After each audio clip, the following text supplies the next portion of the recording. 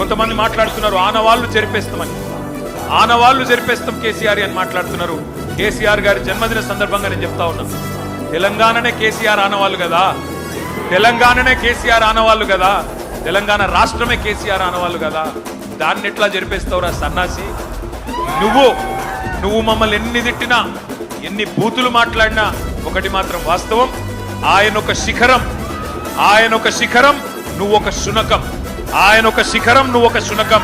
నీ స్థాయి గదే, నీ బతుకు గదే.